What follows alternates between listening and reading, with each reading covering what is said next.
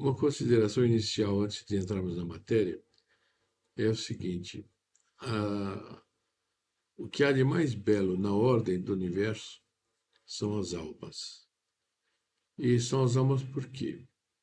Quando nosso Senhor, Deus, nosso Senhor, criou todo o universo, no último dia antes do descanso, no dia antes do descanso, ele disse: façamos agora o homem à nossa imagem e semelhança. Quer dizer, o homem Deus, não? Perdão, o gênero humano. E criou Adão. Depois de Adão, ele criou Eva e tudo bom. Então, tem que ser que a maior beleza que existe no universo são daquelas coisas que mais se assemelham a Deus. E entre essas coisas que mais se assemelham a Deus, está sobretudo as almas, estão sobretudo as almas. E hoje nós vamos conversar sobre almas. O Dr. Plínio é muito especial quando ele comenta as almas. Então hoje nós vamos assistir, ele vai fazer um comentário de uma baronesa que ela foi esposa do Winston Churchill, o homem que salvou a Inglaterra, né? Ganhou a Segunda Guerra. Era um grande estadista e uma pessoa sumamente capaz. Dr. Plínio disse que ele tinha a vocação de profeta. Não, não cumpriu, mas ele tinha a vocação de profeta. Bom, então vamos entrar no assunto. A Baronesa e a Passionária. Isso foi publicado no Catolicismo de 97. E foram comentários que ele fez muito antes num artigo da Folha. E o artigo da Folha extrai a pessoa que ofereceu isso como ambientes costumes, e é ambientes costumes, extraiu do artigo algumas partes e que nós vamos comentar agora. Eu peço, enfim, não preciso pedir aqui muita atenção, porque normalmente as pessoas que assistem essa coluna, esses exercícios, elas gostam muito do que é comentado, não? Então, vamos ver. Deixa eu só ver uma coisa aqui.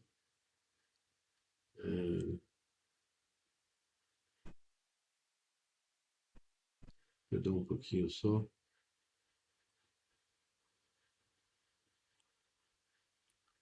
Bom, então, vamos lá.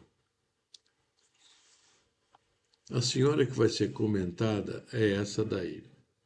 É a Lady Clementine, esposa do Winston Churchill. Então, Dr. Birney começa comentando a pessoa dela.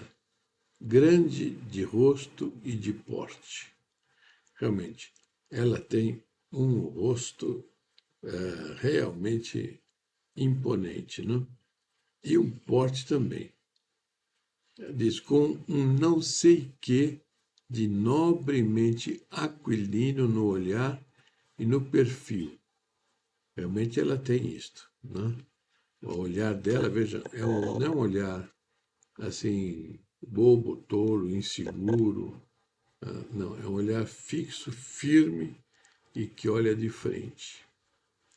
Então ele diz que Lady Churchill, que era a esposa do Churchill, ela reunia nela essas qualidades. Entretanto, todas as graças genuinamente femininas, sua educação aristocrática, lhe comunicara um charme evidente.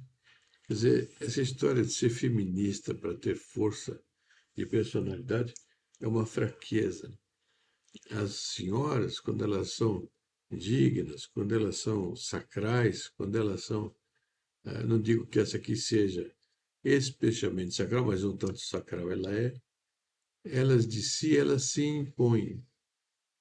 E a feminista é uma fraca, que quer se impor pela força, enquanto aquelas que são superiores se impõem pela presença, pela maneira de ser. Né?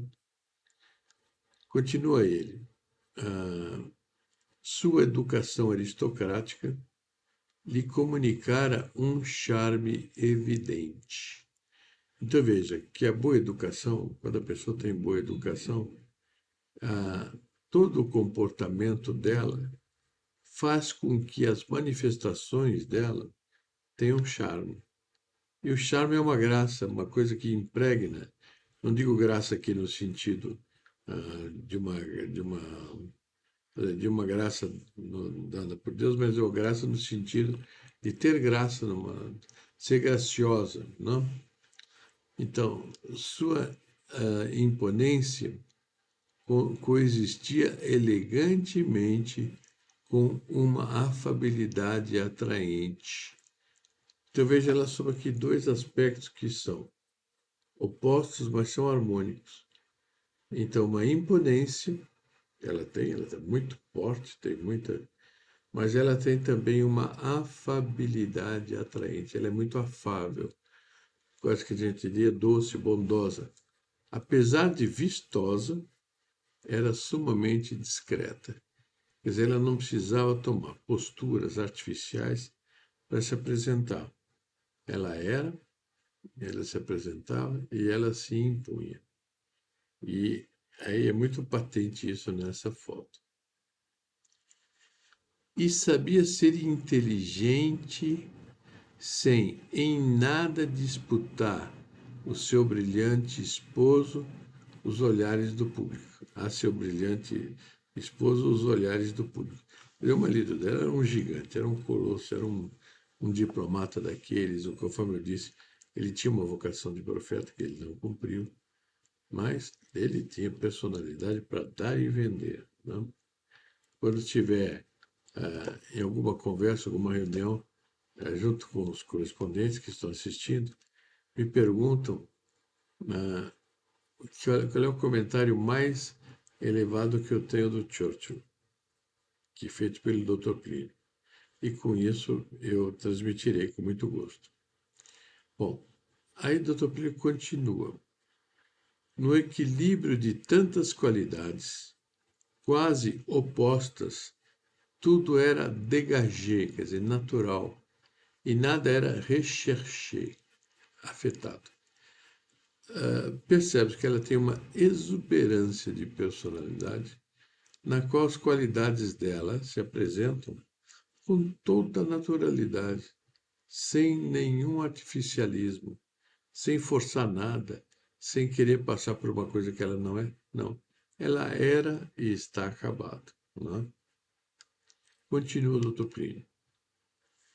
Na semana que finda, quando ele escreveu o artigo, li, portanto, com emoção notícia, a notícia de que falecera a baronesa Churchill. Quer dizer, ela faleceu por volta do ano 70 e pouco. Né? E Elizabeth II tinha concedido a ela esse título após a morte do esposo. Morreu Winston Churchill, foi um dos homens mais importantes da história da Inglaterra, e ela ficou viúva, e então a rainha Elizabeth concedeu a ela o título de baronesa. E isto é interessante, que mostra certas características que só no regime monárquico tem. Certos atos de justiça, certos atos de compreensão, certos atos de recompensa, só se tem na mentalidade monárquica. Bom, então, o Dr. Plínio diz, na semana que finda, li, portanto, com emoção, a notícia de que falecera a baronesa Churchill. Continua ele. Não posso ocultar, porém, que a essa emoção se associou um espanto rapidamente transformado em indignação. Então, ele tendo considerado isso que ele considerou da baronesa, ele depois, então, soube de algo que o deixou indignado. A Folha de São Paulo foi o jornal de nossa cidade que mais dados publicou sobre a vida de Lady Churchill. Realçou-lhe a perfeita união com o esposo, ela era fiel a ele era fiel a ela. A íntima cooperação até na obra intelectual deste, quer dizer, ele era um intelectual, e ele teve vários lances intelectuais e ela também ajudou nisto. Depois, e acabou por revelar que essa grande dama terminara sua vida na penúria. Na penúria. Obrigada, para saldar seus modestos gastos, a vender até quadros pintados pelo falecido Premier. Quer dizer, o Churchill ele pintou vários quadros. Ele tinha uma frase dele que, quando ele fosse para o céu, dizia ele, que ele queria passar os primeiros 400 anos pintando quadros. Ele gostava muito de pintar. Os quadros dele, artisticamente falando, não mereciam nenhuma consideração especial, mas mereciam uma consideração muito especial por terem sido pintados por ele. E ela precisou vender quadros dele para poder sobreviver. Assim é o Estado moderno. No início do século XVIII, John Churchill, que é esse que está aí na foto, ganhou para a Inglaterra várias batalhas. Isso que ele foi um general, né? Por isso foi elevado a Duque de Marlborough e dotado com os abundantes recursos que lhe permitiram construir o magnífico castelo de Blenheim, mansão até hoje de um de seus descendentes. Então ele venceu várias batalhas que foram ótimas para a Inglaterra e foi recompensado com um prêmio que possibilitou a ele edificar um castelo, que é um castelo muito bonito. E aqui vai ele, vejam só, e que evidentemente existe até hoje. Não sei se continua, como na época que o Dr. Plínio escreveu o artigo, continuava ainda nas mãos de um descendente da família. Aí está. Essa é a recompensa pelo bem que ele fez à Inglaterra. No século XX, a glória de John Churchill foi superada por um inglês da estirpe dele, isto é, por Winston Churchill, que não fez nada mais nem menos do que salvar a Inglaterra. E sua esposa morre na penúria. Quer dizer, aí está o Churchill, a cara de bulldog do Churchill, que era uma cara riquíssima de personalidade. Ele venceu e salvou a Inglaterra. E, no entanto, a esposa dele morreu na penúria. Vejam só, ela já tinha ficado viúva, ela morreu na penúria. Quem vai comentar, doutor Plínio, sobre isto? Estou pressentindo à distância algum leitor socialista que uiva. Estamos na época da igualdade e da justiça social. Aí estão os maiores socialistas do século XX, para não dizer um comunista do século XX, era chamado Arcebispo Vermelho, e ele é um que bem poderia, não digo que comentou, mas ele bem poderia dizer esta frase. Estamos na época da igualdade e da justiça social. Então aqui é preciso pegar três palavras. Uma palavra é igualdade e na outra justiça social.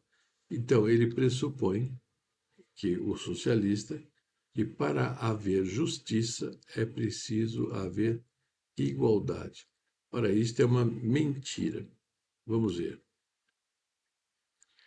Não disponho, diz Dr. Plínio, de mais espaço para responder a esta objeção. Modelo perfeito de tolice, essa objeção. Justiça, o que é justiça? É retribuir a cada um segundo os seus méritos.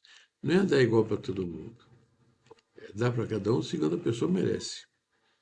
Diz, e não é retribuir igualmente a gênios e mediocridades. Então, ele dá da mesma maneira para gênios e medíocres, heróis e pusilânimes, homens beneméritos ou egoístarrões. Então, o igualitarismo dá para cada um desses a mesma coisa.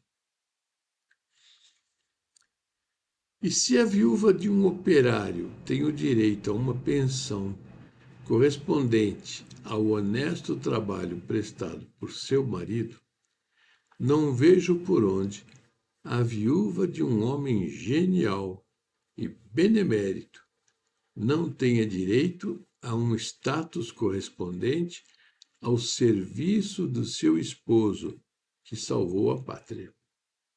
Então vejam, ele teve uma atuação ímpar, foi a glória de vencer a Segunda Guerra foi dele. Ele merecia que ela merecia, perdão, que em nome do marido, enquanto viúva dele, ela tivesse uma maneira condigna, justa, de chegar ao final da vida dela de uma maneira inteiramente digna, justa, né? Mas estou persuadido de que meu argumento não modificará o modo de pensar de socialistas e comunistas. Em via de regra, eles acham justo que a passionéria, está aí a foto dela, Dolores Ibárruri, né? Ao lado, em uma foto da década de 70. A fera do comunismo espanhol nos idos do alçamento esteja hoje gozando dos confortáveis subsídios de deputado das cortes de seu país, no exercício de um mandato para a qual sua velhice não lhe dá força. Sua cultura não lhe dá títulos e seu passado não lhe dá direito. Ela foi uma mulher péssima, foi uma fera. Eu tenho uma ideia, quando às vezes padres eram presos e eram levados para ser fuzilados, ela ia na caminhonete, tirava o sapato e batia com o salto do sapato, o bico do salto do sapato, na cabeça dos padres, para furar a cabeça deles com o salto de sapato.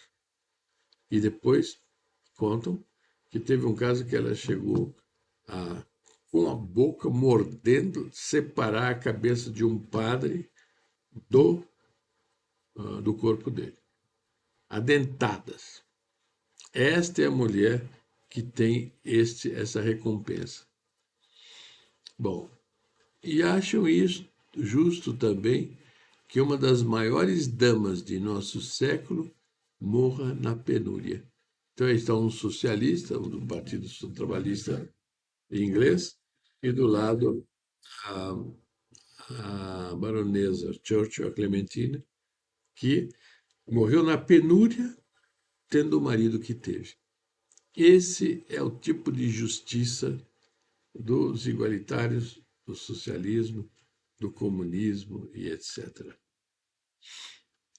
Bom, aqui nós temos a argumentação de Dr. Plínio, que aprendemos com ele para ver essa realidade, e do lado direito a imagem de Nossa Senhora, cujo nome eu não consegui memorizar, mas é a patrona da Inglaterra. Bem, isso é muito interessante nós considerarmos, porque, conforme já comentamos várias vezes, o problema